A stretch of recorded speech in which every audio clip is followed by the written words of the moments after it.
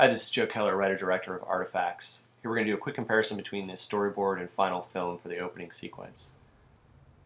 What we're trying to achieve here in this opening sequence was to, number one, establish our temporal continuity and how we were going to be presenting the past and the present through editing. And one of the things I was trying to get across here was sort of that sense of after a tragic event, after a hangover for that matter, there's kind of this sense of memories coming back in small snippets, and gradually, as more time progresses between that event and the present, more memories come back and they make more sense. So that was kind of one of the goals here in the film, was to start out with these small snippets, and as the audience watches, these small snippets will make more sense in the context of the later scenes. Now, in setting up just a little bit about pre-production and everything, you talk about a lot of, especially around here, and there's a lot of people that are really into that, put a lot of time and effort into making sure all of that gets set exactly how it should be. As far as getting all of that together, and specifically let's talking about storyboards, where do you find, what type of, I guess, where's the importance that they have in your work specifically or in general? And, specifically regarding your storyboards, how do you end up putting those together? What do you decide to kick out of it?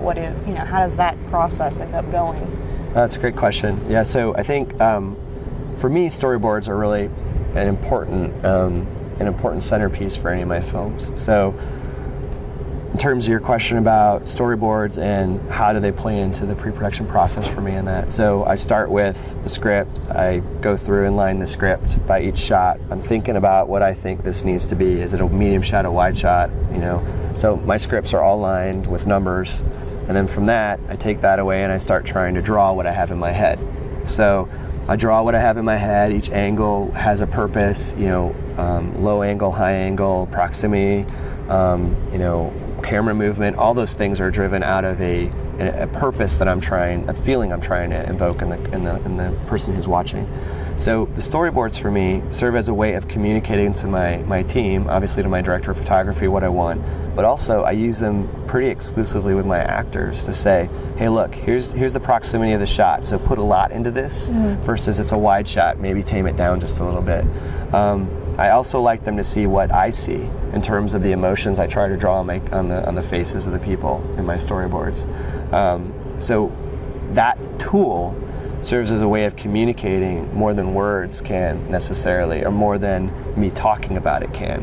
It shows them what I see in my head, and I feel that that's a way of it's a departure point for how to capture it. Now, I will say that like Greg Hudgens, my director of photography, brilliant photographer. I think you'll agree Artifacts looks great because of Greg.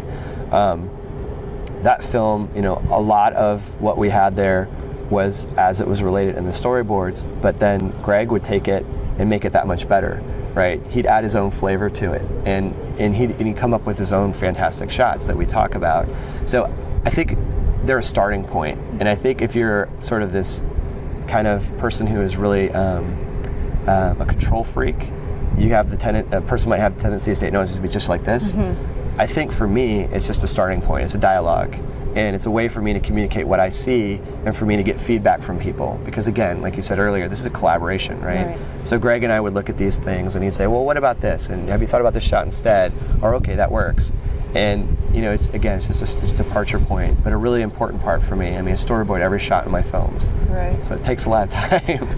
So. Okay, and as you're saying, you mentioned as far as Greg putting his own flavor and everything. Obviously, you put the storyboards down to have what you're like a starting point, like a basis. All right, we're all going for generally this, and it seems that you do encourage people to try and put a little bit of themselves into whatever they can. Oh yeah. How important do you find it though, or have you had issues with, let's say, different flavors wanting to come out and maybe getting away from what you thought the scene was going to be, or where you wanted it to go, or maybe it hindered where it was supposed to go? Right. How do you keep everybody focused on the storyboard without being too control freak and getting it, to still flow and move? Right. Well, so as the writer-director, I always know what it needs to be, and I can guide people and I can collaborate and they can help me think of things I didn't think of, but ultimately it's the director's responsibility to say that's in alignment or not in alignment with the script, right? So from my perspective, it's a beginning point for that dialogue, but to your point, so the film doesn't become something that, just doesn't work. It's that director's responsibility to say, okay, that's a good idea, but I'm not sure that that's right for this film. Let's write that down for the next one, or we can't do that, right? We don't have the money to do that. It's another consideration. Or it's going to take too long. We've got the crew's been working for 8 hours. We're going to get off 2 more shots. It's probably going to take us 20 minutes. I want to have a regular day today, right? So all those considerations go into it as well. And that striking that balance between collaboration and maintaining your vision, I think ultimately you always have to default to maintain your vision. But I guess my point is that you can't assume that you always have the right answer as a director, right? You have the vision, you have the end point, but it's important to draw from the talent that surrounds you because there are freaking and talented people in this area, right? And there are things that I would never think about that Greg came up with. And it's because of that I think your product becomes a better product. Now, do you find, just in talking about it, especially since you keep mentioning, Greg and like what he was able to do with artifacts and everything, do you find that, now obviously in big league Hollywood and everything, you have like dream teams that always work together? Steven Spielberg, I'm sure, has like one camera guy that he loves or whatever. Right. And Chris could probably quote who that was. And I'm sure Chris could tell us exactly who it is, what day he was born, like all that stuff. But, do you find that the community that you have here, that you find that you kind of do that? Do you... different people want to work with different people all the time, or do you have to kind of force yourself to maybe work with different people sometimes so you could get a different perspective? Yeah, I mean, that's a great question.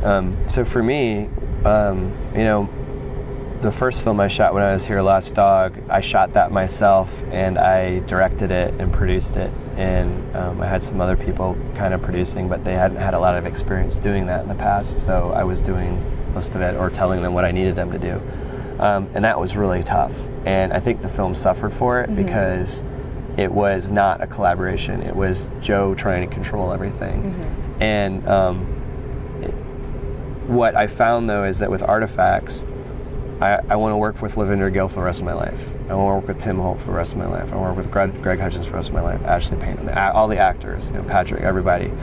I want to work with the people who, that bring something to it and who have the right attitude and who are all like, there's no ego on my set, right? There cannot be ego on my set. If there's ego on my set, I'm not going to work with that person again, because it's all about just, this is such a humbling art, I think, if you approach it the right way.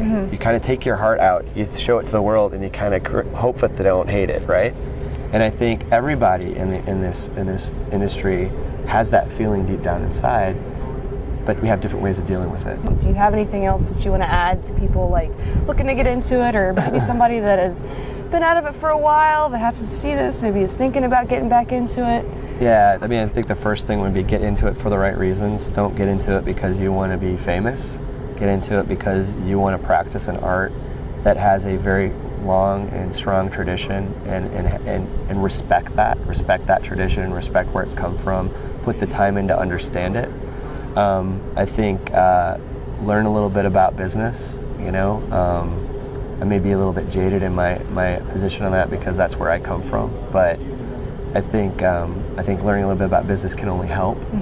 And I think the biggest thing is just don't ever give up, right? Don't ever give up, and find people that can be part of your team, that lift you up just like you lift them up. Always give equal parts, right? Only take what you give. I mean, I think as long as you keep those tenets in mind, you can't help but be successful. Right. One of these days, right? I mean, it's persistence, it's talent, it's working with others, and that willingness for collaboration and respect what everybody brings to the table. Those are the things I would say that as a new filmmaker, that's the eye on the prize, right?